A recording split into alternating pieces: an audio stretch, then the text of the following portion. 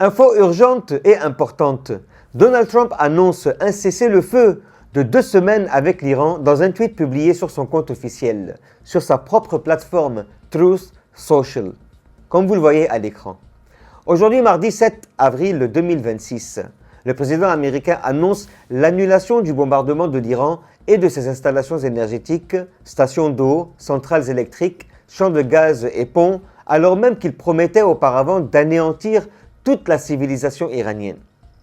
Vers le matin, il recule et déclare « Sur la base des discussions avec le Premier ministre Shehbaz Sharif et le maréchal de camp Asim Munir du Pakistan, ils m'ont demandé d'arrêter les forces destructrices envoyées ce soir en Iran, sous réserve du consentement de la République islamique d'Iran pour l'ouverture complète, immédiate et sûre du détroit d'Ormuz.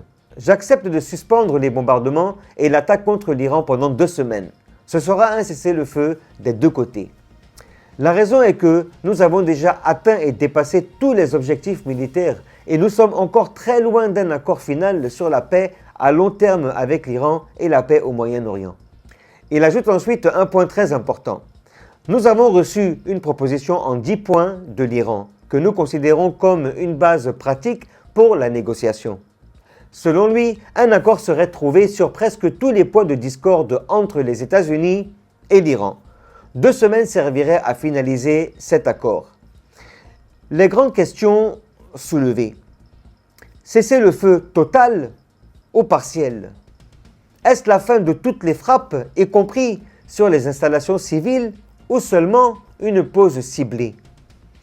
Les États-Unis vont-ils continuer à viser certaines cibles, comme les gardiens de la Révolution, ou bien tout s'arrête? Et Israël? Israël fait-il partie de cet accord, ou bien les frappes entre Israël et l'Iran vont-elles continuer indépendamment?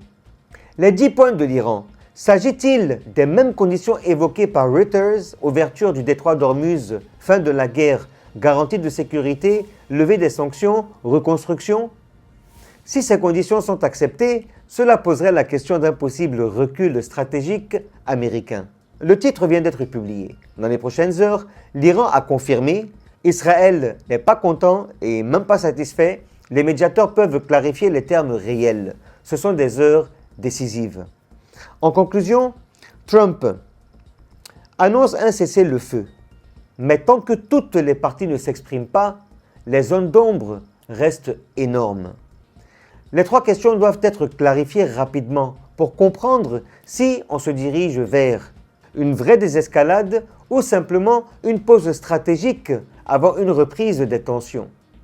Alors question, ce cessez-le-feu annoncé par Donald Trump est-il une vraie désescalade ou simplement une pause stratégique avant une nouvelle escalade?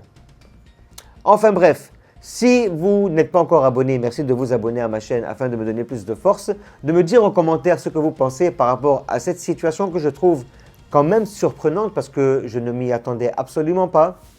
Likez, partagez et activez la notification afin de ne rien rater de mes prochaines vidéos. Salam.